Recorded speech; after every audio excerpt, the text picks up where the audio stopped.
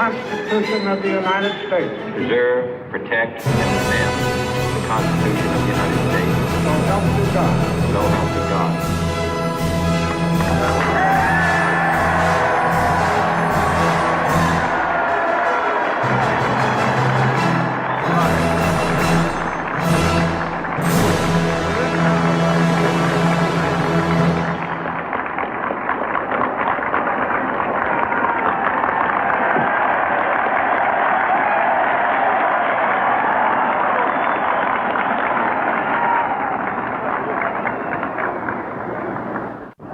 Vice President Johnson, Mr. Speaker, Mr. Chief Justice, President Eisenhower, Vice President Nixon, President Truman, Reverend clergy, fellow citizens.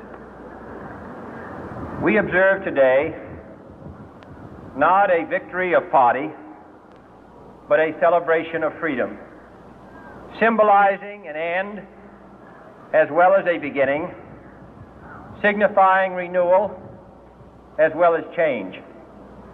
For I have sworn before you and Almighty God the same solemn oath our forebears prescribed nearly a century and 3/4 ago. The world is very different now, for man holds in his mortal hands the power to abolish all forms of human poverty and all forms of human life. And yet the same revolutionary beliefs for which our forebears fought are still at issue around the globe. The belief that the rights of man come not from the generosity of the state, but from the hand of God. We dare not forget today that we are the heirs of that first revolution. Let the word go forth from this time and place to friend and foe alike that the torch has been passed to a new generation of Americans born in this century, tempered by war, disciplined by a hard and bitter peace, proud of our ancient heritage, and unwilling to witness or permit the slow undoing of those human rights to which this nation has always been committed and to which we are committed today at home and around the world.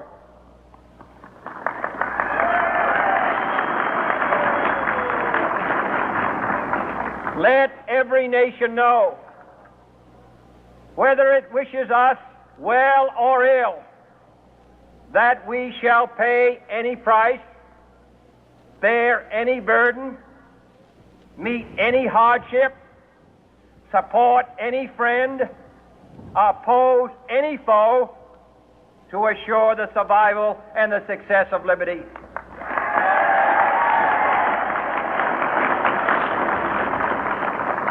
This much we pledge and more. To those old allies whose cultural and spiritual origins we share, we pledge the loyalty of faithful friends. United, there is little we cannot do in a host of cooperative ventures. Divided, there is little we can do, for we dare not meet a powerful challenge at odds and split asunder. To those new states whom we welcome to the ranks of the free, we pledge our word that one form of colonial control shall not have passed away merely to be replaced by a far more iron tyranny. We shall not always expect to find them supporting our view, but we shall always hope to find them strongly supporting their own freedom, and to remember that in the past, those who foolishly sought power by riding the back of the tiger ended up inside.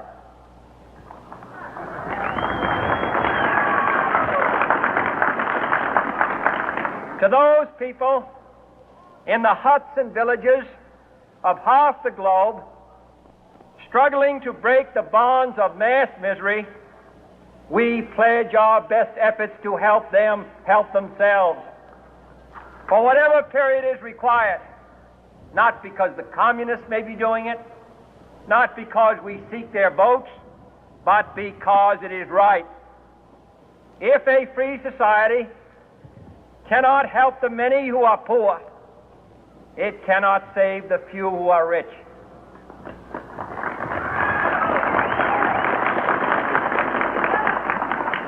To our sister republics south of our border, we offer a special pledge to convert our good words into good deeds, in a new alliance for progress, to assist free men and free governments in casting off the chains of poverty.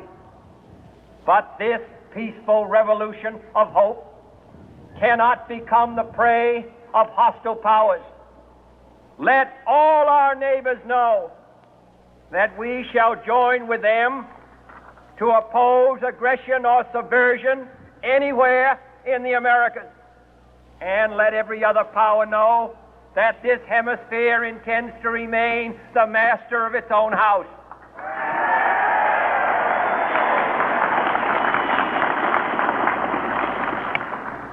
To that World Assembly of Sovereign States, the United Nations, our last best hope, in an age where the instruments of war have far outpaced the instruments of peace, we renew our pledge of support to prevent it from becoming merely a forum for invective, to strengthen its shield of the new and the weak, and to enlarge the area in which its writ may run. Finally, to those nations who would make themselves our adversary, we offer not a pledge, but a request that both sides begin anew the quest for peace. Before the dark powers of destruction, unleashed by science, engulf all humanity in planned or accidental self-destruction, we dare not tempt them with weakness, for only when our arms are sufficient beyond doubt can we be certain beyond doubt that they will never be employed. But neither can two great and powerful groups of nations take comfort from our present course, both sides overburdened by the cost of modern weapons, both rightly alarmed by the steady spread of the deadly atom, yet both racing to alter that uncertain balance of terror that stays the hand of mankind's final war. So let us begin anew, remembering on both sides that civility is not a sign of weakness, and sincerity is always subject to proof. Let us never negotiate out of fear, but let us never fear to negotiate.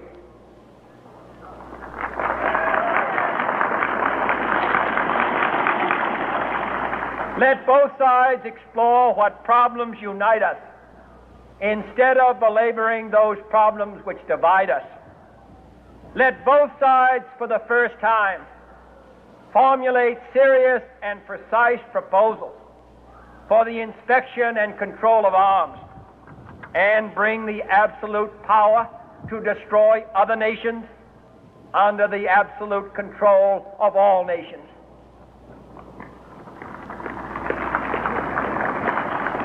Let both sides seek to invoke the wonders of science instead of its terrors.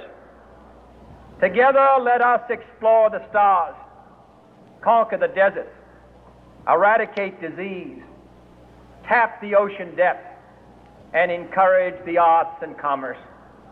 Let both sides unite to heed in all corners of the earth the command of Isaiah to undo the heavy burden and let the oppressed go free.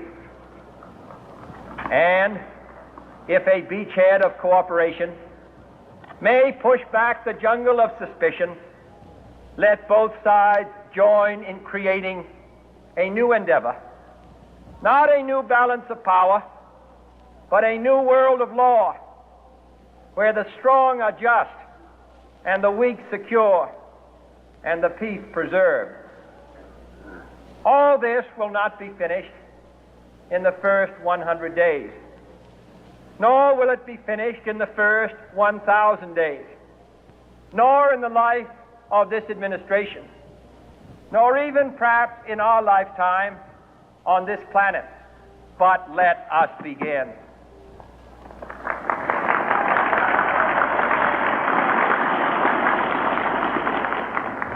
In your hands, my fellow citizens, more than mine, will rest the final success or failure of our course. Since this country was founded, each generation of Americans has been summoned to give testimony to its national loyalty. The graves of young Americans who answered the call to service surround the globe. Now the trumpet summons us again, not as a call to bear arms, though arms we need, not as a call to battle, though in battle we are, but a call to bear the burden of a long twilight struggle, year in and year out, rejoicing in hope, patient in tribulation, a struggle against the common enemies of man, tyranny, poverty, disease, and war itself. Can we forge against these enemies a grand and global alliance, north and south, east and west, that can assure a more fruitful life for all mankind? Will you join in that historic effort?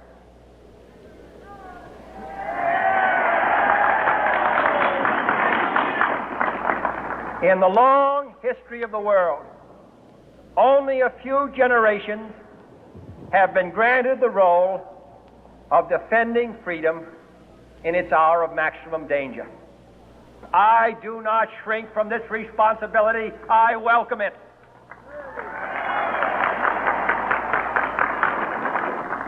I do not believe that any of us would exchange places with any other people or any other generation.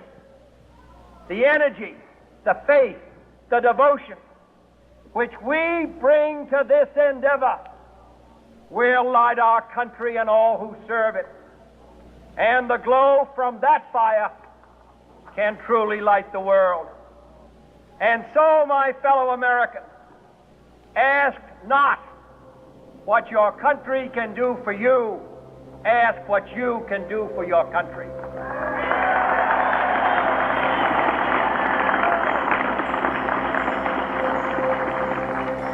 My fellow citizens of the world, ask not what America will do for you, but what together we can do for the freedom of man.